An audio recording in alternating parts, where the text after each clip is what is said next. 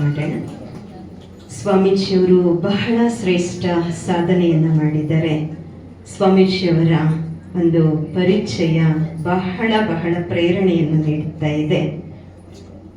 ಸ್ವಾಮೀಜಿಯವರು ವಿಶೇಷವಾಗಿ ವಿಶ್ವ ಪರಿವರ್ತನೆಯ, ವಿಶ್ವ ಕಲ್ಯಾಣದ ಕಾರ್ಯಗಳಲ್ಲಿ ತಮ್ಮನ್ನು ತಾವು ತೊಡಗಿಸಿಕೊಂಡು ಸಮಾಜಕ್ಕೆ ಮಾದರಿ ಅಧಿಕಾರಿ ಎನಿಸಿಕೊಂಡಿದ್ದ ಇವರ ಕರ್ತವ್ಯ ನಿಷ್ಠೆ, ಪ್ರಾಮಾಣಿಕತೆ, ಭ್ರಷ್ಟಾಚಾರ ರಹಿತ ವೃತ್ತಿ ಬದುಕು, ಸಾರ್ವಜನಿಕ ಆಡಳಿತ, ಸಾಮಾಜಿಕ ಶೈಕ್ಷಣಿಕ ಕ್ಷೇತ್ರಗಳಲ್ಲಿ ಸಲ್ಲಿಸಿರುವ ಸೇವೆಗೆ ಅನೇಕ ಗೌರವ ಪ್ರಶಸ್ತಿಗಳು ಲಭಿಸಿವೆ.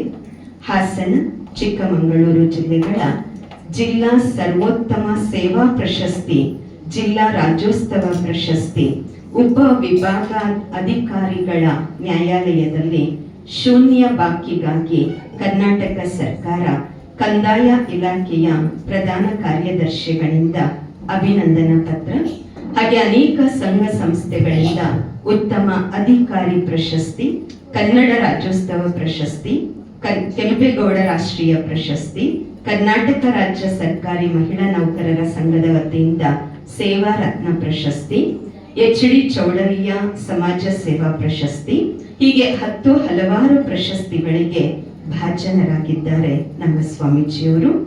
ತಮ್ಮ ಜೀವನದುದ್ದಕ್ಕೂ ಒಳ್ಳೆಯ ಸಂಸ್ಕಾರ, ಆಚಾರ, ವಿಚಾರಗಳಿಂದ ಬೆಳೆದು ವೃತ್ತಿ ಬದುಕಿನಲ್ಲಿಯೂ ಸಹ ಅದನ್ನೇ ಮುಂದುವರಿಸಿಕೊಂಡು ಸಮಾಜದ ಒಳಿತಿಗಾಗಿ ಬದುಕಿದ ಶ್ರೀಯುತರು ಶ್ರೀಮಠದ ಜವಾಬ್ದಾರಿಗಳನ್ನು ವಹಿಸಿಕೊಳ್ಳುವ ಮೂಲಕ ಸಾಮಾಜಿಕ ಕ್ರಾಂತಿಗೆ ಮುನ್ನುಡಿ ಬರೆದಿದ್ದಾರೆ.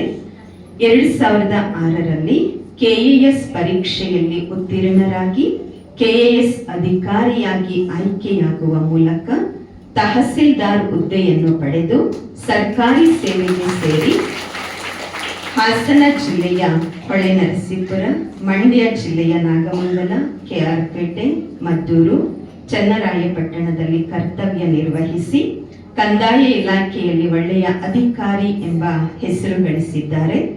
2014ರಲ್ಲಿ ಉಪ ವಿಭಾಗ ಅಧಿಕಾರಿಯಾಗಿ ವೃತ್ತಿಯಲ್ಲಿ ಬಡ್ತಿ ಪಡೆದು ಮೈಸೂರು ವೈದ್ಯಕೀಯ ಮಹಾವಿದ್ಯಾಲಯ ಹಾಗೂ ಸಂಶೋಧನಾ ಸಂಸ್ಥೆಯಲ್ಲಿ ಮುಖ್ಯ ಆಡಳಿತಾಧಿಕಾರಿಯಾಗಿ ಹಾಗೂ ಪಾಂಡವಪುರ ಉಪ ವಿಭಾಗದ ಹಾಸನ, ರಾಮನಗರ, ಚಿಕ್ಕಮಗಳೂರು ಜಿಲ್ಲೆಗಳಲ್ಲಿ ಉಪ ವಿಭಾಗ ಅಧಿಕಾರಿಯಾಗಿ ಸೇವೆ ಸಲ್ಲಿಸಿದ್ದಾರೆ. ಮಂಡ್ಯ ಜಿಲ್ಲೆಯ ಅಪರ ಜಿಲ್ಲಾಧಿಕಾರಿ ಮತ್ತು ಮಂಡ್ಯ ಮೈ ಶುಗರ್ ಕಂಪನಿಯ ವ್ಯವಸ್ಥಾಪಕ ನಿರ್ದೇಶಕರಾಗಿ ಸೇವೆ ಸಲ್ಲಿಸಿ ಸ್ವಯಂ ನಿವೃತ್ತಿ ಪಡೆದಿರುವ ಶ್ರೀಯುತರು ತಮ್ಮ ವೃತ್ತಿ ಬದುಕಿನಲ್ಲಿ ಎಲ್ಲಿಯೂ ಕಳಂಕ ಬರದಂತೆ ದಕ್ಷತೆ, ಪ್ರಾಮಾಣಿಕತೆ, ನಿಷ್ಠೆಯಿಂದ ಸರ್ಕಾರಿ ಸೇವೆ ಸಲ್ಲಿಸಿ ಪಾರದರ್ಶಕ ಆಡಳಿತವನ್ನು ನಡೆಸುವ ಮೂಲಕ ಪ್ರತಿಯೊಬ್ಬರ ಪ್ರೀತಿಯನ್ನ ಗಳಿಸಿ ಪ್ರಾಮಾಣಿಕ ಅಧಿಕಾರಿ ಎಂಬ ಹೆಗ್ಗಳಿಕೆಗೆ ಪಾತ್ರರಾಗಿದ್ದಾರೆ. ಕಂದಾಯ ಇಲಾಖೆಯಲ್ಲಿ ಸ್ವಾಮೀಜಿಯವರು ಸಲ್ಲಿಸಿರುವ ಸೇವೆ ನಿಜಕ್ಕೂ ಶ್ಲಾಘನೀಯ. ಕಂದಾಯ ಅದಾಲತ್ ಮತ್ತು ತೆರೆದ ನ್ಯಾಯಾಲಯಗಳ ಮೂಲಕ 30,000ಕ್ಕೂ ಹೆಚ್ಚು ಪ್ರಕರಣಗಳನ್ನ ಇತ್ಯರ್ಥಪಡಿಸಿದ ರಾಜ್ಯದ ಮೊದಲ ಅಧಿಕಾರಿ ಎಂಬ ಹೆಗ್ಗಳಿಕೆ ಇವರದಾಗಿದೆ. ಸರ್ಕಾರಿ ಕೆರೆ ಒತ್ತುವರಿ ತೆರವು, ಅಕ್ರಮ ಮರಳು ಸಾಗಾಣಿಕೆ ತಡೆ, ಖನಿಜ ಸಂಪನ್ಮೂಲಗಳ ಸಂರಕ್ಷಣೆ ಹಾಗೂ ಅನೇಕ ಕೆರೆ ಮತ್ತು ಕಲ್ಯಾಣಗಳ ಪುನರ್ ಜೀವನಗೊಳಿಸುವ ಮೂಲಕ ಜಲ ಸಾಕ್ಷರತೆಯಲ್ಲಿ ಹೆಸರನ್ನ ಮಾಡಿದ್ದಾರೆ. ಉತ್ತರಾಖಂಡ್ ರಾಜ್ಯದ ಮೇಘ ಪ್ರವಾಹ ಸಂದರ್ಭದಲ್ಲಿ ರಾಜ್ಯ ಸರ್ಕಾರದ ಪ್ರತಿನಿಧಿಯಾಗಿ ಕರ್ತವ್ಯ ನಿರ್ವಹಿಸಿರುವ ಇವರು ತಮ್ಮ ಆಡಳಿತ ಸೇವೆಯಂತೆ ಸಾಹಿತ್ಯ ಕ್ಷೇತ್ರದಲ್ಲಿಯೂ ಸಹ ಅನೇಕ ಕೃತಿಗಳನ್ನ ರಚಿಸಿದ್ದಾರೆ. ಅರ್ಥಶಾಸ್ತ್ರ, ಮೂಲಾಂಶಗಳು, ಸ್ಪರ್ಧಾರ್ಥಕ ಪರೀಕ್ಷೆಗಳಿಗಾಗಿ ಭಾರತ ಇತಿಹಾಸ, ಸಾಮಾನ್ಯ ಜ್ಞಾನ, ರೈತರಿಗಾಗಿ ಕಂದಾಯ ಕಳಕಳಿ, ಯುವಕರಿಗಾಗಿ ಬುದ್ಧಿಮಾತು ಎಂಬ ಈ ರೀತಿ ಅನೇಕ ಪುಸ್ತಕಗಳನ್ನು ಸಹ ಬರೆದಿದ್ದಾರೆ. ಈ ರೀತಿ ಹಲವಾರು ಕೃತಿಗಳನ್ನು ರಚಿಸುವುದರ ಮೂಲಕ ಸಾಹಿತ್ಯ ಕೃತಿಗೆ ಸಾಕ್ಷಿಯಾಗಿದ್ದಾರೆ ನಮ್ಮ ಸ್ವಾಮೀಜಿಯವರು. ಸ್ವಾಮೀಜಿಯವರ ಲೌಕಿಕ ಹೆಸರು ಡಾಕ್ಟರ್ ಎಚ್.ಎಲ್. ನಾಗರಾಜ್ ರವರು. 2006ರಲ್ಲಿ KAS ಕಂಪ್ಲೀಟ್ ಮಾಡಿ ತಮ್ಮ ಈ ಒಂದು ಆಧ್ಯಾತ್ಮಿಕ ಜೀವನವನ್ನ ಸ್ವೀಕಾರ ಮಾಡಿ ಈ ನಿಟ್ಟಿನಲ್ಲಿ ಮುಂದುವರಿಯುತ್ತಾ ಅನೇಕ ರೂಪದ ಸೇವಾ ಕಾರ್ಯಗಳನ್ನು ಸಹ ಮಾಡ್ತಾ ಅನೇಕರಿಗೆ ಪ್ರೇರಣೆಯನ್ನ ನೀಡ್ತಾ ಇರುವಂತಹ ಸ್ವಾಮೀಜಿಯವ್ರದ್ದು ಇನ್ನೂ ಬಹಳಷ್ಟು ಇದೆ ಇವರ ಬಗ್ಗೆ ತಿಳಿಸುವಂಥದ್ದು. ಅದೇ ಸಮಯದ ಅಭಾವದ ಕಾರಣದಿಂದಾಗಿ ಸ್ವಾಮೀಜಿಯವರಲ್ಲಿ ಕೇಳ್ಕೊಳ್ತೇನೆ, ತಮ್ಮ ಅನಿಸಿಕೆಯ ತಮ್ಮ ಶ್ರದ್ಧಾ ಸುಮನಗಳನ್ನ ಈ ಸಂದರ್ಭದಲ್ಲಿ ಆದರಣೀಯ ಬೆಹೆಂಚಿಯವರಿಗೆ ವ್ಯಕ್ತಪಡಿಸಬೇಕು. ಮತ್ತೆ ಇನ್ನೊಂದು ವಿಶೇಷತೆ ಏನಂದ್ರೆ, ಪ್ರಜಾಪಿತ ಬ್ರಹ್ಮಕುಮಾರಿಸ್ ಈಶ್ವರೀಯ ವಿಶ್ವವಿದ್ಯಾಲಯದ ಸಂಪರ್ಕದಲ್ಲಿ ನಿರಂತರವಾಗಿದ್ದು ಈಶ್ವರೀಯ ವಿದ್ಯಾರ್ಥಿಯಾಗಿದ್ದು ಭಗವಂತನ ಮುರುಳಿಯ ಮಹಾವಾಕ್ಯಗಳನ್ನ ಪ್ರತಿನಿತ್ಯ ಕೇಳುವಂತಹ ಬಾಬರವರ ಅನನ್ಯ ರತ್ನ, ಅನನ್ಯ ಕಣ್ಮಣಿ, ಅನನ್ಯ ಏನು ಹೇಳ್ಬೇಕಿನ್ನು ಬಹಳ ಇದೆ. ಈಗ ಅಣ್ಣವರಲ್ಲೇ ಮನವಿ ಮಾಡಿಕೊಳ್ತೇನೆ, ಅಣ್ಣವರು ತಮ್ಮ ಶುಭ ಭಾವನೆಗಳನ್ನ ವ್ಯಕ್ತಪಡಿಸಬೇಕು. ಓಂ ಶಾಂತಿ. ಪ್ರಥಮವಾಗಿ ನನ್ನ ಗುರುಗಳಾದ ಪರಮಪೂಜ್ಯ ಜಗದ್ಗುರು ಶ್ರೀ ಶ್ರೀ ಕುಮಾರ ಚಂದ್ರಶೇಖರನಾಥ್ ಮಹಾಸ್ವಾಮೀಜಿಯವರ ದಿವ್ಯ ಚೈತನ್ಯಕ್ಕೆ ಭಕ್ತಿಯ ನಮನಗಳನ್ನು ಅರ್ಪಿಸಿ, ಈ ದಿನ ಈ ಒಂದು ಪವಿತ್ರವಾದಂತಹ ಸ್ಥಳದಲ್ಲಿ ಒಂದು ಪವಿತ್ರ ಕಾರ್ಯಕ್ರಮ, ಪ್ರಜಾಪಿತ ಬ್ರಹ್ಮಕುಮಾರಿ ಈಶ್ವರೀಯ ವಿಶ್ವವಿದ್ಯಾಲಯದ ಸೇವೆಯನ್ನು ಬೆಂಗಳೂರು ಭಾಗದಲ್ಲಿ ವಿಶೇಷವಾಗಿ ಪ್ರೀತಿ, ಶ್ರದ್ಧೆ, ಶುದ್ಧತೆ ಮತ್ತು ಪರಿಪೂರ್ಣತೆಯಿಂದ ಎಲ್ರಿಗೂ ದಯಪಾಲಿಸಿ ಮಾನವ ಜನ್ಮವನ್ನು ಸಾರ್ಥಕ ಮಾಡಿಕೊಂಡ ಪದ್ಮಾ ಬೆಹಂಜಿರವರ ಒಂದು ಭಾವಪೂರ್ಣ ಶ್ರದ್ಧಾಂಜಲಿ ಕಾರ್ಯಕ್ರಮದಲ್ಲಿ ಅವರ ಒಂದು ಶ್ರೇಷ್ಠ ಆತ್ಮಕ್ಕೆ ವೈಯಕ್ತಿಕವಾಗಿ, ಪ್ರೀತಿಪೂರ್ವಕವಾಗಿ, ಗೌರವಪೂರ್ವಕವಾಗಿ ಶ್ರದ್ಧಾಂಜಲಿಯನ್ನು ಮತ್ತು ನಮಸ್ಕಾರಗಳನ್ನು ಸಲ್ಲಿಸ್ತೇನೆ. ಈ ಒಂದು ಕಾರ್ಯಕ್ರಮದಲ್ಲಿ ಪರಮಪೂಜ್ಯ ಜಗದ್ಗುರು ಶ್ರೀ ಶ್ರೀ ವಿಖ್ಯಾತಾನಂದ ಸ್ವಾಮೀಜಿಯವರು ಕೂಡ ಸಾನ್ನಿಧ್ಯವನ್ನು ವಹಿಸಿದ್ದಾರೆ. ಅವರಿಗೂ ಕೂಡ ಅವರ ಸಾನ್ನಿಧ್ಯಕ್ಕೆ ಭಕ್ತಿಪೂರ್ವಕವಾದಂತಹ ನಮಸ್ಕಾರಗಳನ್ನು ಸಲ್ಲಿಸ್ತೇನೆ. ಹಾಗೆ ಹಿರಿಯ ಬೆಹಂಜಿಯವರು, ಎಲ್ಲ ಅಕ್ಕಂದಿರು, ಅಣ್ಣಂದಿರು ಎಲ್ಲರೂ ಕೂಡ ಒಂದು ಪವಿತ್ರ ಕಾರ್ಯಕ್ರಮದಲ್ಲಿ ಉಪಸ್ಥಿತಿಯನ್ನು ನಾನು ಪ್ರೀತಿಪೂರ್ವಕವಾಗಿ ಗೌರವಿಸಿ, ನಾವು ವಿಶೇಷವಾಗಿ ಇಂಥ ಒಂದು ಮಿಲನ ಕಾರ್ಯಕ್ರಮ ಅಂದರೆ ಬಹಳ ಸಂತೋಷ ಆಗುತ್ತೆ. ಪದ್ಮಾ ಬೆಹಂಜಿಯವರ ಬಗ್ಗೆ ಹೇಳ್ತಾ ಇರಬೇಕಾದ್ರೆ ಹಾಗೆ ನೋಡ್ತಾ ಇದ್ದೆ, ನನ್ನ ಒಳಗಿನ ಕೂಡ ಯೋಚನೆ ಮಾಡ್ತಾ ಇದ್ದೆ. ಪವಿತ್ರ ಅಕ್ಕ ಅವರು ಪದ್ಮಾ ಬೆಹಂಜಿಯವರ ಸಾಧನೆಗಳ ಬಗ್ಗೆ, ಅವರ ಸಂಕಲ್ಪದ ಬಗ್ಗೆ, ಅವರು ಯಾತಕ್ಕಾಗಿ ಈ ಒಂದು ಸೇವಾ ದಾರಿಯನ್ನು ಆಯ್ಕೆ ಮಾಡ್ಕೊಂಡಿದ್ರು ಮತ್ತು ಹೇಗೆ ಬೇರೆಯವ್ರನ್ನು ಕೂಡ ಪ್ರಮೋಟ್ ಮಾಡ್ತಾ ಇದ್ರು ಅನ್ನೋದನ್ನ ಹೇಳ್ತಾ ಇರ್ಬೇಕಾದ್ರೆ ನನಗೂ ಕೂಡ ಗೊತ್ತಿಲ್ಲದ ಹಾಗೆ ಕಣ್ಣಲ್ಲಿ ನೀರು ತುಂಬಿಕೊಳ್ತು. ಗೊತ್ತಿಲ್ಲದ ಹಾಗೆ ನನಗೆ ಒಂದ್ ಕಡೆ ದೊಡ್ಡವರು ಹೇಳ್ತಾರೆ, ಶಾಸ್ತ್ರವು ಕೂಡ ಹೇಳುತ್ತೆ, ಆತ್ಮನೋ ಮೋಕ್ಷಾರ್ಥಂ ಜಗತ್ ಹಿತಾಯ ಚ. ನಮ್ಮ ಆತ್ಮಕ್ಕೆ ಮೋಕ್ಷ ಸಿಗಬೇಕು ಅಂದ್ರೆ ಜಗತ್ತಿನ ಹಿತವನ್ನ ಬಯಸಬೇಕು ಅಂತ ಒಂದು ಆತ್ಮನೋ ಮೋಕ್ಷಾರ್ಥಂ ಜಗತ್ ಹಿತಾಯ ಚ ಅನ್ನೋ ಒಂದು ಶ್ರೇಷ್ಠ ದರ್ಶನ ವಾಕ್ಯಕ್ಕೆ ಅರ್ಥಪೂರ್ಣವಾಗಿ ಬದುಕನ್ನ ಕಲ್ಪಿಸಿದಂಥವ್ರು, ಬದುಕನ್ನ ಅರ್ಪಿಸಿದಂಥವ್ರು ಪದ್ಮಾ ಬೆಹಂಜಿಯವರು. ಇಡೀ ಜೀವಮಾನವನ್ನ ಎಲ್ಲ ಭೌತಿಕ ಅಪೇಕ್ಷೆಗಳನ್ನ, ಲೌಕಿಕ ಅಪೇಕ್ಷೆಗಳನ್ನ ಮರೆತು ಒಂದು ಶ್ರೇಷ್ಠ ಸಂಕಲ್ಪಧಾರಿಯಾಗಿ ಬ್ರಹ್ಮಕುಮಾರಿ ಈಶ್ವರೀಯ ವಿಶ್ವವಿದ್ಯಾಲಯದ ಘನತೆಯನ್ನ, ಅದರ ಗೌರವವನ್ನ, ಅದರ ಶ್ರೇಷ್ಠತೆಯನ್ನ, ಅದರ ಮೌಲ್ಯವನ್ನ, ಅದರ ಮಾರ್ಗವನ್ನ ಹೆಚ್ಚು ವಿಸ್ತರಿಸುವಂತ ಕೆಲಸವನ್ನು ಮಾಡಿ ಇವತ್ತು ನಮ್ಮೆಲ್ಲರ ಹೃದಯದಲ್ಲಿ ಅವರನ್ನ ಸ್ಮರಿಸುವಂತಹ ಒಂದು ಶ್ರೇಷ್ಠ ಅವಕಾಶವನ್ನು ಅವರು ಕಲ್ಪಿಸಿ ಬಿಟ್ಟು ಹೋಗಿದ್ದಾರೆ. ಹಾಗಾಗಿ ನಾವು ಅಂತ ಎಲ್ಲ ಸೇವಾಕರ್ತೃಗಳು ಏನಿದ್ದಾರೆ ಇಡೀ ಜಗತ್ತಿನಾದ್ಯಂತ ಪ್ರಜಾಪಿತ ಬ್ರಹ್ಮಕುಮಾರಿ ಈಶ್ವರೀಯ ವಿಶ್ವವಿದ್ಯಾಲಯದ ಸಂಪರ್ಕ ನಮಗೆ, ನಾವು ಚನ್ನರಾಯಪಟ್ಟಣ ತಾಲೂಕಲ್ಲಿ ತಹಶೀಲ್ದಾರಾಗಿಂದ ಸಂಪರ್ಕಕ್ಕೆ ಬಂದಿದ್ದು. ಬೆಳಗಿನ ಜಾವದೊತ್ತು ನಾವು ವಾಕ್ ಮಾಡಬೇಕಾದ್ರೆ ಆಸ್ ಎ ತಹಶೀಲ್ದಾರ್ ಎಲ್ಲರೂ ಕ್ಲಾಸ್ಗೆ ಹೋಗ್ತಾ ಇರ್ತಾರೆ, ವೈಟ್ ಅಂಡ್ ವೈಟ್ ಹಾಕೊಂಡು ಅಕ್ಕಂದಿರು ಹೋಗ್ತಾ ಇದ್ರು, ಅಣ್ಣಂದಿರು ಹೋಗ್ತಾ ಇದ್ರು. ನಾವು ಏನಿರಬಹುದು ಇವರು ಬೆಳಗ್ಗೆ ಹೋಗ್ತಾರಲ್ಲ ಅಂತೇಳಿ ಕುತೂಹಲದಿಂದ ಹೋದಾಗ ಸಂಪರ್ಕ ಬಂತು. ಅದು ಹಾಗೆ ಮುಂದುವರಿತು. ನಾವು ನಮ್ಮ ಪೂರ್ವಾಶ್ರಮದಲ್ಲಿ ಪ್ರಜಾಪಿತ ಬ್ರಹ್ಮಕುಮಾರಿ ಈಶ್ವರ ವಿಶ್ವವಿದ್ಯಾಲಯದ ಅನೇಕ ಮಹತ್ವದ ಪ್ರಭಾವವನ್ನು ನಾವು ನೋಡಿದ್ದೀವಿ, ಅನುಭವಿಸಿದ್ದೀವಿ. ಇಲ್ಲಿಗೂ ಜಕ್ಕೂರಿಗೂ ಕೂಡ ನನಗೆ ಗೊತ್ತಿಲ್ಲ ಏನು ಸಂಬಂಧ. ನಾವು ಪವಿತ್ರಕ್ಕ ಅವ್ರ ಕಡೆಯಿಂದ ನಾವು ಪ್ರಸಾದವನ್ನು ಕೂಡ ಸ್ವೀಕಾರ ಮಾಡಿ ಒಂದು 3-4 ಸಲ ಪೂರ್ವಾಶ್ರಮದಲ್ಲಿ ಮತ್ತು ಸನ್ಯಾಸಿ ಆದ್ಮೇಲೆ ಕೂಡ ವಿಶೇಷವಾಗಿ ಬಾಬಾರವರನ್ನ ನಂಬಿದ್ರೆ, ಬ್ರಹ್ಮ ಬಾಬಾರನ್ನ ನಂಬಿದ್ರೆ, ಶಿವಬಾಬಾ ಅವರನ್ನ ನಂಬಿದ್ರೆ ನಮಗಷ್ಟೇ ಉಪಕಾರ ಆಗೋದಿಲ್ಲ, ನಮ್ಮ ನೆರೆಹೊರೆಗೂ ಕೂಡ ಉಪಕಾರ ಆಗುತ್ತೆ, ಸಹಾಯ ಆಗುತ್ತೆ, ಅದೊಂದು ಪ್ರಭಾವ ಬೀರುತ್ತೆ ಅನ್ನೋದಕ್ಕೆ ನಾವೊಂದು ಸಾಕ್ಷಿ. ಪೂರ್ವಾಶ್ರಮದಲ್ಲಿ ಅಧಿಕಾರಿಯಿಂದ ಸಂದರ್ಭದಲ್ಲಿ ಹಾಸನದಲ್ಲಿ ಅಸಿಸ್ಟೆಂಟ್ ಕಮಿಷನ್ ಇದ್ದಾಗ ಅಲ್ಲಿ ಅಕ್ಕವರು ಮೀನಕ್ಕ ಅವರು ಅಂತೇಳಿ ಎಷ್ಟು ಪ್ರೀತಿ ತೋರಿಸ್ತಿದ್ರು ಅಂದ್ರೆ ನನಗೆ ಅನಿಸ್ತಾ ಇತ್ತು, ಇಲ್ಲಿ ಸೇವೆಗೆ ತೊಡಗಿಸ್ಕೊಂಡ್ರಂತ ಅಕ್ಕದಿರು ಎಷ್ಟೊಂದು ಪ್ಯೂರಿಟಿ ಮತ್ತು ಒಂದು ಸ್ಯಾಕ್ರಿಫೈಸ್ ನೇಚರ್ ಇಟ್ಕೊಂಡು ಸಮಾಜಕ್ಕೆ, ನೆರೆಹೊರೆಗೆ ಮೌಲ್ಯಗಳನ್ನ ಬಿತ್ತುವಂತಹ ಶಾಂತಿ, ಸಂಯಮ, ತಾಳ್ಮೆ, ಪ್ರೀತಿ, ಜೀವನ ಪ್ರೀತಿ ಇವುಗಳನ್ನ ಪ್ರಚಾರ ಮಾಡಲಿಕ್ಕೆ ಎಷ್ಟೊಂದು ತೊಡಗಿಸ್ಕೊಂಡಿದ್ದಾರೆ. ಅವರ ಸೇವೆ ಮುಂದೆ ನಮ್ದೆಲ್ಲವೂ ಕೂಡ ಝೀರೋ ಅನ್ನೋ ಒಂದು ಭಾವನೆ ಬರ್ತಾ ಇತ್ತು. ಆ ಸಂದರ್ಭದಲ್ಲಿ 3 ಸಲ ನವೆಂಬರ್ ತಿಂಗಳಲ್ಲಿ, ಸಾಮಾನ್ಯವಾಗಿ ಕರ್ನಾಟಕ, ಆಂಧ್ರ, ಈ ದಕ್ಷಿಣ ಭಾರತ ರಾಜ್ಯಗಳ ಮಿಲನ ಕಾರ್ಯಕ್ರಮ ನವೆಂಬರ್ಲಿ ನಡೆಯುತ್ತೆ ಮೌಂಟ್ ಆಬೂನಲ್ಲಿ. ಅಲ್ಲಿಗೆ ಕರ್ಕೊಂಡು ಹೋಗ್ತಾರೆ. ಒಂದ್ಸಲ ಬಲವಂತ ಮಾಡಿದ್ರು, ಆಮೇಲೆ ನಾನೇ ಕೇಳುವಷ್ಟು ಮನಸ್ಸು ಬಂತು ನಮ್ಗೆ.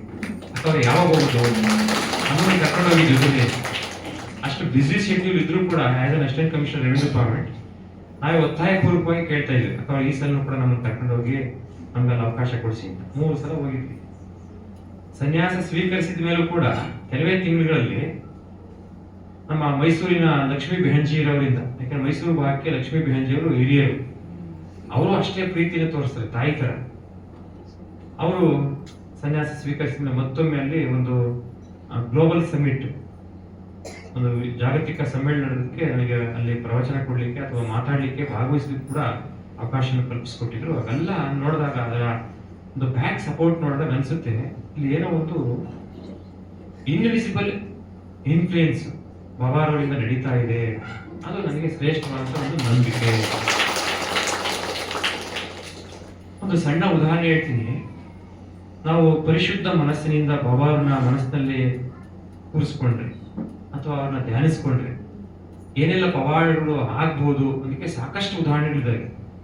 ನಮಗೆ ಆಗಿರೋದಂದ್ರೆ ಬೇರೆಯವರ ಜೀವನದಲ್ಲೂ ಕೂಡ ಆಗಿರೋದು ನಾವು ನೋಡಿದ್ದೇವೆ.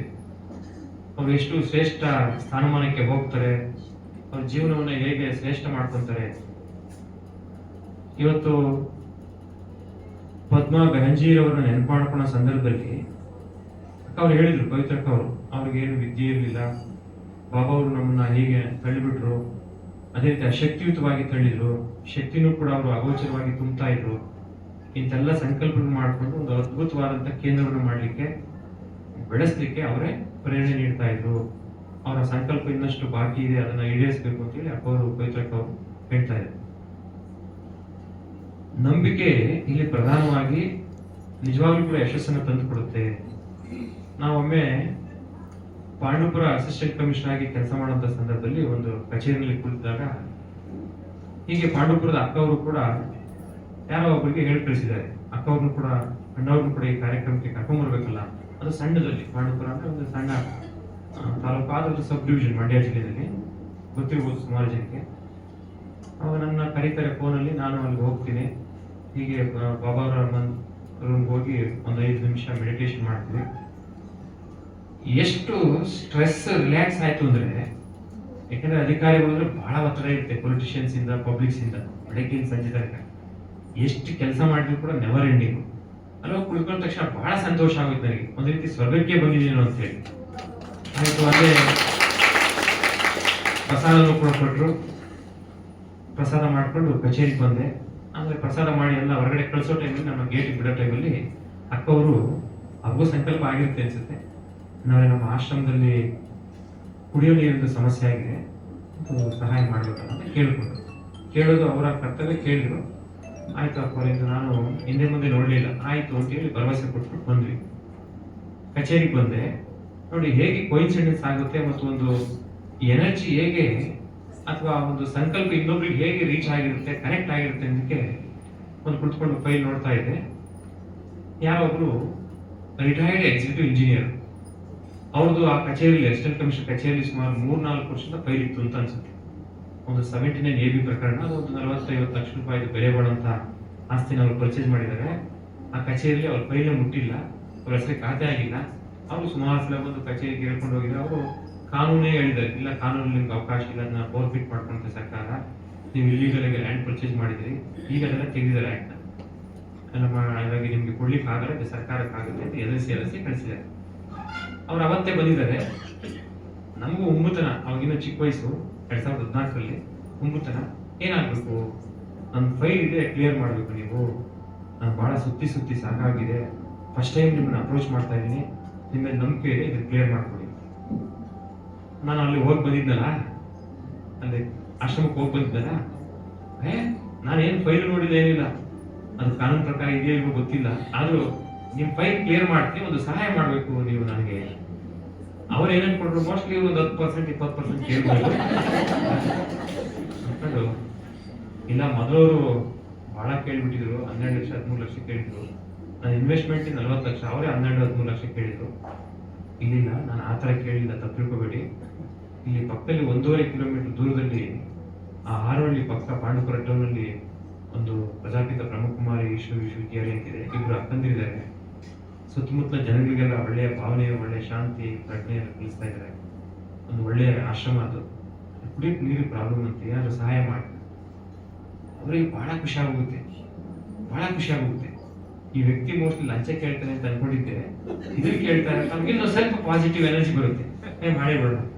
ಆಯ್ತು ಹೇಳಿ, ನನಗೆ ಅಡ್ರೆಸ್ ಕೊಡಿ, ಅವ್ರದ್ದು ಹೋಗೇ ಬಿಡ್ತೀನಿ ಈಗ ಅಂತ.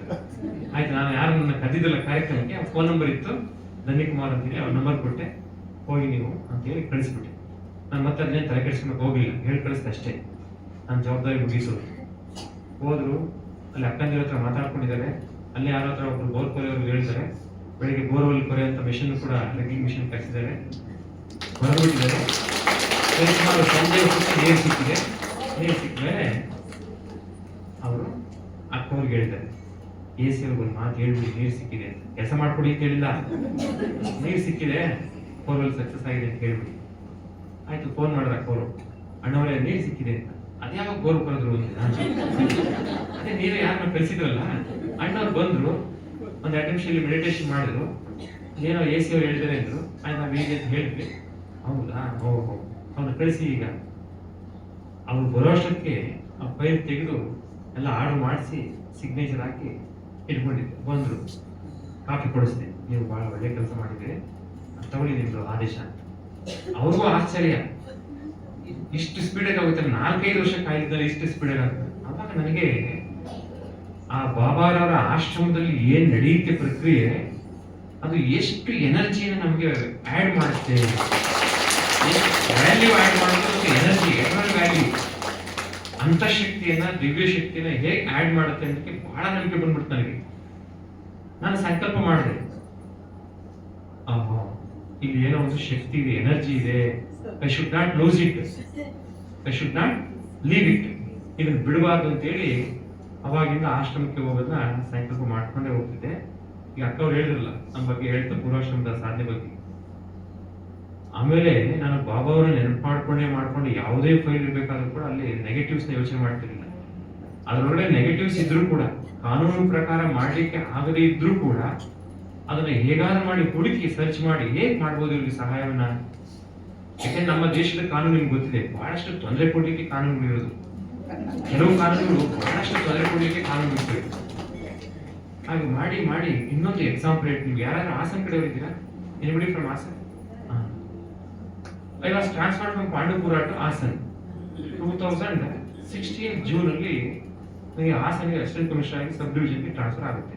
ಪಾಂಡುಪುರ ಮುಗಿಸಿ 2 ವರ್ಷ ಆದ್ಮೇಲೆ ಟ್ರಾನ್ಸ್ಫರ್ ಆಗಿ ಹೋಗಿ ರಿಪೋರ್ಟ್ ಮಾಡ್ಕೋಬೇಕು. There was a difficulty to receive the chair. ಅಂದ್ರೆ CTC ತಗೊಳ್ಳಿಕ್ಕೆ ಒಂದು ಕನ್ಟೆಂಟ್ ಆಗ್ಬಿಡುತ್ತೆ. ಅಲ್ಲಿದ್ದಂತ ವ್ಯಕ್ತಿ ನನಗೆ ಚಾರ್ಜ್ ಕೊಡದಲ್ಲೇ ಆಬ್ಸೆಂಟ್ ಆಗಿ ಬೆಂಗಳೂರು KIT ಬಂದು ಒಂದು ಕೇಸ್ ಅನ್ನು ಫೈಲ್ ಮಾಡ್ಬಿಡ್ತಾರೆ. Against me, you should not come and take the charge, I should continue ಅಂತ ಅವ್ರದ್ದು. ಆಯ್ತು, ನಾವು ಹೋಗ್ತೀವಿ, ಚಾರ್ಜ್ ಕೊಡ್ಲಿಕ್ಕೆ ಅವ್ರಿಲ್ಲ. ನಾನು ತಕ್ಷಣ ಆ ಪಾಂಡುಪುರದ ಘಟನೆನ ಜ್ಞಾಪಕ ಮಾಡ್ಕೊಂಡೆ. ಅಕ್ಕವರಲ್ಲಿ ಹೇಳಿದ ಮಾತನ್ನ ನಾನು ಜ್ಞಾಪಕ ಮಾಡ್ಕೊಂಡೆ.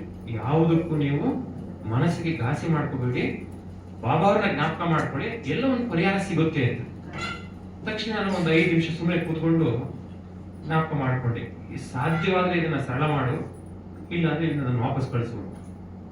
ಈಗ ಪ್ರಾರ್ಥನೆ ಮಾಡ್ಕೊಂಡೆ ಬಾಬಾ ಅವರಲ್ಲಿ, ಸಾಧ್ಯವಾದ್ರೆ ಇದನ್ನ ಮಾರ್ಗನ ಸರಳ ಮಾಡಿ, ಡಿಫಿಕಲ್ಟ್ ಇರೋದನ್ನ ಅದು ವಾಪಸ್ again I should go to Pandupura as assistant commissioner.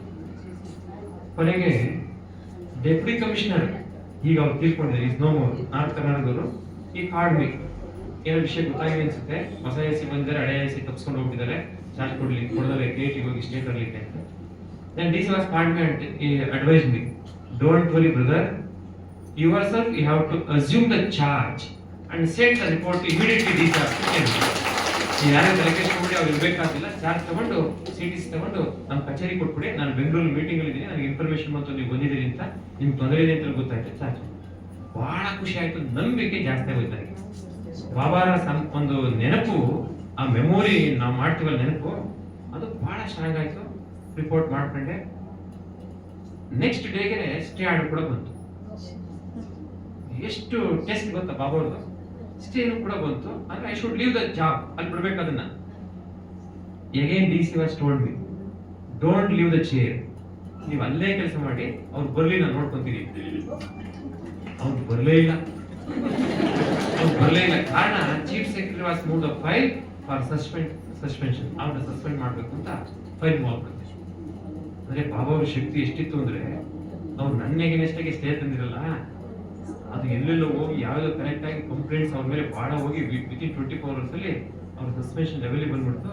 ಅವರು ಹೋಗಿ ಕ್ಷಮೆ ಕೇಳಿ ನಾನು ಆರ್ಡರ್ ವಾಪಸ್ ತಗೊಳ್ತಾ ಇದ್ದೀನಿ, not go to the case ಅಂತ ಹೇಳಿ 3.5 years I served in Pandupura as assistant commissioner. ಅದಕ್ಕೆ ವಿಶೇಷವಾಗಿ ಪ್ರತಿ ದಿವಸವೂ ಕೂಡ ನಾನು ಹಾಸನಲ್ಲಿ ಮಂದಿರಕ್ಕೆ ಬೆಳಗಿನ ಮುರುಳಿ ಕೇಳಿಕೆ ಹೋಗ್ತಿದ್ದೆ. 7 ರಿಂದ 8. ಮೀನಕ್ಕವರು ಅಕಸ್ಮಾತ್ ನಾವು ಹೋಗ್ಲಿಲ್ಲ ಯಾವತ್ತಾದ್ರು ಅಂದ್ರೆ car ಕಳಿಸ್ಬಿಡೋರು.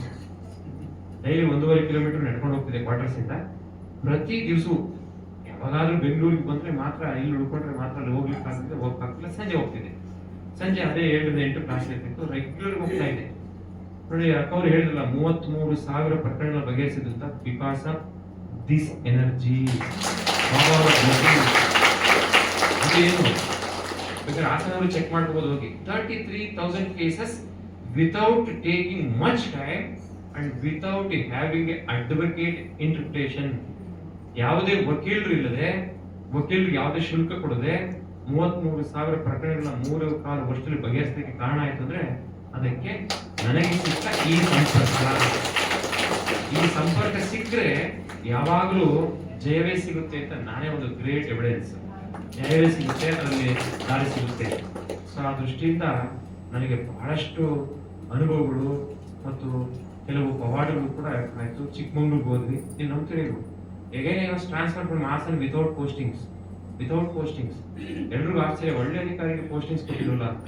Again I prayed Baba ಅವ್ರನ್ನ ಅದೇ ಹಾಸನ ಮಂದಿರಕ್ಕೆ ಹೋಗಿ ಅಕ್ಕವ್ರು ಕರೆದು ಸನ್ಮಾನ ಮಾಡ್ಬಿಟ್ಟು ನಿಮ್ಗೆ ಬನ್ನಿ ಅಂತ ಕರೆದ್ರು ಬಿಡುಗಡೆಗೆ ಅಂತೇಳಿ. ಅಲ್ಲಿ ಹೋಗಿ ಪ್ರಾರ್ಥನೆ ಮಾಡ್ಕೊಂಡೆ. ನಾನು ಬರೀ ಕೈ ವಾಪಸ್ ಬೆಂಗಳೂರಿಗೆ ಹೋಗ್ಬಾರ್ದು, ರಿಪೋರ್ಟ್ ಮಾಡ್ಕೋಬಾರ್ದು ಅಂತೇಳಿ. ತಕ್ಷಣ again I was posted to Chikmagalur as an assistant commissioner. ಚಿಕ್ಕಮಂಗ್ಳೂರಿಗೆ ಅಸಿಸ್ಟೆಂಟ್ ಕಮಿಷನರ್ ತಗೊಂಡ್ರೆ ಅಲ್ಲಿ ಇನ್ನೊಂದು ಪವಾಡ ಅಂದ್ರೆ, ಅಲ್ಲಿ ನನಗೆ ಭಾಗ್ಯಕ್ಕವ್ರು ಸಿಕ್ತು. ಭಾಗ್ಯಕ್ಕವ್ರು ಅವ್ರು ಸಹ ತಾಯಿ ತರ, ಯಾಕಂದ್ರೆ ಎಲ್ಲೋ ಒಂದ್ ಕಡೆ ಕಮ್ಯುನಿಕೇಶನ್ ಇತ್ತು ಅನ್ಸುತ್ತೆ. ಮೇಲಕ್ಕವ್ರು ಹೇಳಿರ್ಬೋದು, ಭಾಗ್ಯಕ್ಕವ್ರಿಗೆ ಒಳ್ಳೆ ಅಧಿಕಾರಿ ಬರ್ತಾ ಇದಾರೆ, ಅವರ ದಿನ ನೀವು ಮುರುಳಿ ಕೆಳಗೆ ಕರೆಸಿ, ತಪ್ಪಿಸ್ಕೊಂಡ ಕರೆಸಿ. ನಾನು ಅಲ್ಲಿ ಪಕ್ಕದಲ್ಲಿ ಇತ್ತು, ನಮ್ಮ ಕ್ವಾರ್ಟರ್ಸ್ ಹತ್ತಿರದಲ್ಲಿ ಇತ್ತು. ಅಲ್ಲೂ ಕೂಡ ಸುಮಾರು 2.25 ವರ್ಷ ಅಲ್ಲಿ ಅಸಿಸ್ಟೆಂಟ್ ಕಮಿಷನರ್ ಆಗಿ, ಅಡಿಷನಲ್ DC ಆಗಿ ಒಂದು ದಿವಸ ಕೆಲಸ ಮಾಡ್ತಾ ಇದ್ದೆ. ಬಾಬಾ ಅವರ ಸೇವೆಯನ್ನು ಕೂಡ ಮಾಡ್ಲಿಕ್ಕೆ ಅಕ್ಕವರು ಅವಕಾಶವನ್ನು ಕಲ್ಪಿಸ್ಕೊಡ್ತಾ ಇದ್ರು. ಅಲ್ಲೂ ಕೂಡ ಬಹಳಷ್ಟು ಇನ್ಫ್ಲೂಯೆನ್ಸ್ ಆಯಿತು. ಹೀಗೆ ಮುಂದುವರಿಸ್ಕೊಂಡು ಮಂಡ್ಯಕ್ಕೆ ಬಂದ್ವಿ. ಮಂಡ್ಯದಲ್ಲೂ ಕೂಡ ಶಾರದಕ್ಕವರು ಗೊತ್ತಿರ್ಬೋದು ತಮಗೆಲ್ಲ, ಬಹಳ ಸೀನಿಯರ್ ಬೆಹಂಜಿಯವರು. ಶಾರದಕ್ ಅವರು ಕೂಡ ಅಲ್ಲಿ ಮುರಳಿ ಕ್ಲಾಸ್ಗೆ ನನ್ನ ಕರೀತಾ ಇದ್ರು. ಅಲ್ಲಿ ಸ್ವಲ್ಪ ಅಡಿಷನಲ್ ಡಿ ಸಿ ಹೆಚ್ಚು ಭಾರ ಇದ್ರಿಂದ, ಇಡೀ ಜಿಲ್ಲೆ ಇದ್ರಿಂದ ಪ್ರತಿ ದಿವಸ ಹೋಗಕ್ಕಾಗ್ತಿರ್ಲಿಲ್ಲ. ಬಟ್ ಅವರ ಒಂದು ಆಶೀರ್ವಾದ, ಅವರ ಸಂಪರ್ಕ, ಆ ಒಂದು ಏನು ವೈಬ್ರೇಷನ್, ಆ ಕನೆಕ್ಟಿವಿಟಿ ಸಿಕ್ಕಿದ್ರಿಂದ ಕೊನೆಗೆ ನಾವು ಸನ್ಯಾಸ ತಗೊಳ್ಳಿಕ್ಕೂ ಕೂಡ ಅಷ್ಟು ಧೈರ್ಯವನ್ನ, ಶಕ್ತಿಯನ್ನ, ಚೈತನ್ಯವನ್ನ ಬಾಬಾರವರು ನಮಗೆ ತುಂಬಿದ್ದಾರೆ. ಅಷ್ಟು ಸುಲಭ ಗೊತ್ತಿರಲಿಲ್ಲ, ಎಲ್ಲ ಗೊಂದಲ ಬಿಡ್ತಿದ್ರು. ಅಡಿಷನಲ್ ಡಿ ಸಿ ಪೋಸ್ಟ್ ಬಿಟ್ಟು ಯಾಕೆ ಹೋಗ್ತೀರಾ, ಇನ್ನೂ 10.5 ವರ್ಷ ಸರ್ವಿಸ್ ಇದೆ, ಇಲ್ಲಿ ಎಂಜಾಯ್ ಮಾಡಿ, ಓವರ್ ಎಂಜಾಯ್ ಮಾಡಿ, ಹಾಳು ಕಾಡಿದ್ರೆ ಕ್ವಾರ್ಟರ್ಸ್ ಇದೆ, ಅದು ಸಿಗುತ್ತೆ. ನಾವೆಲ್ಲ ಹಂಗೆಲ್ಲ ಹೇಳಿದಾಗ ಇಂಥ ಅಕ್ಕಂದಿನ ಜ್ಞಾಪಕ ಮಾಡ್ಕೊಂಡ್ಬಿಡ್ತಿದ್ದೆ, ಅಣ್ಣಂದಿನ ಜ್ಞಾಪಿಸ್ಕೊಂಡ್ಬಿಡ್ತಿದ್ದೆ. ನೋಡಿ ಅವ್ರು ಎಷ್ಟೆಲ್ಲ ಸ್ಯಾಕ್ರಿಫೈಸ್ ಮಾಡಿದ್ರೆ without expecting anything from the society ಅಂತೇಳಿ ಕಂಪ್ಲೀಟ್ ಡಿಸಿಷನ್ ತಗೊಂಡು December 14 ಪೂಜ್ಯರು ಕೂಡ ಬಂದಿದ್ರು ಸನ್ಯಾಸ ದೀಕ್ಷೆ ಸಮಾರಂಭಕ್ಕೆ. December 14, 2024 ಬಂದು ನಾನು ಸನ್ಯಾಸ ದೀಕ್ಷೆ ತಗೊಂಡು, ಗುರುಗಳ ಒಂದು ಸೇವಾ ದೀಕ್ಷೆ ತಗೊಂಡು, ಏನೋ ನಾವು ಬೇಡಾದ ಸೇವೆಯನ್ನು ಸಲ್ಲಿಸೋಣ, ನಮ್ಮ ಜೀವನವನ್ನು ಕೂಡ ಸಾರ್ಥಕ ಮಾಡ್ಕೊಳ್ಳೋಣ, ಆತ್ಮನೋ ಮೋಕ್ಷಾರ್ಥಂ ಜಗತ್ತಿಗಾಯ ಅನ್ನೋ ಮಂತ್ರವನ್ನ ಹೊರಡಿಸ್ಲಿಕ್ಕೆ ಬಾಬಾ ಅವರು, ಸಂಕಲ್ಪದ ಆಶೀರ್ವಾದ ನಮಗೆ ಆಗಿತ್ತು. ಹಾಗಾಗಿ ಅಕ್ಕವರು ನಮಗೆ ಮಂಜುನಾಥನವರು ಹೇಳಿದ ತಕ್ಷಣ ಆಕ್ಚುಲಿ ಬ್ಯಾಕ್ ಬೋನು ಬಹಳ ಪ್ರಾಬ್ಲಮ್ ಇತ್ತು, ನನಗೆ ಕೂತ್ಕೊಳ್ಳಿಕ್ಕೂ ಆಗ್ತಿರ್ಲಿಲ್ಲ. ಇಲ್ಲಿಂದಲೇ ಒಂದು ವಿಶೇಷ ವಾಹನ ಅಕ್ಕವರು ಕಳಿಸ್ಕೊಟ್ಟು ನಾನು ಅಲ್ಲಿಂದ ಬರ್ತಾ ಮಲ್ಕೊಂಡೇ ಬಂದೆ.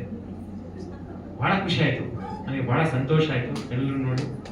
ಪದ್ಮ ಬೆಹಂಜಿರವರ ಆತ್ಮಕ್ಕೆ ಮತ್ತೊಮ್ಮೆ ನಾನು ತಲೆಬಾಗಿ ನಮಿಸ್ತೀನಿ. ಅಂತವರ ಸಂತತಿ ಲಕ್ಷ ಲಕ್ಷ ಆಗಲಿ, ಈ ಜಗತ್ತಿನ ಉದ್ಧಾರಕ್ಕೆ ಅಂತ ಶ್ರೇಷ್ಠ ಮಾರ್ಗಗಳು ಹೆಚ್ಚು ಶಕ್ತಿನ ತುಂಬಿಕೊಳ್ಳಿ ಅಂತ ಹೇಳ್ತಾ, ಪರೋಪಕಾರಾಯ ಫಲಂತಿ ವೃಕ್ಷ, ಪರೋಪಕಾರಾಯ ವಹಂತಿ ನದ್ಯ, ಪರೋಪಕಾರಾಯ ದುಹಂತಿಗಾವ, ಪರೋಪಕಾರಾರ್ಥಂ ಇದಂ ಪುಣ್ಯಂ ಶೈಲಂ. ನೋಡಿ, ಒಂದು ಮರ ಹಣ್ಣನ್ನು ಕೊಡುತ್ತೆ, ಅದು ತನಗಾಗಿ ಅಲ್ಲ, ತಾನು ತಿನ್ನೋದಿಲ್ಲ, ಅದು ಅದರ ಶ್ರೇಷ್ಠತೆಯನ್ನು ಹೆಚ್ಚಿಸಿಕೊಳ್ಳುತ್ತೆ. ಹಾಗೆ ಒಂದು ಹಸು ಹಾಲನ್ನು ಕೊಡುತ್ತೆ, ತಾನು ವಾಪಸ್ ಅದನ್ನು ಕುಡಿಯೋದಿಲ್ಲ, ಅಪೇಕ್ಷೆ ಪಡೋದಿಲ್ಲ, ನಾವೆಲ್ಲ ಕುಡಿಲಿ ಅಂತ ಹೇಳಿ ಅದು ಸೇವೆಯನ್ನು ಕೊಡುತ್ತೆ.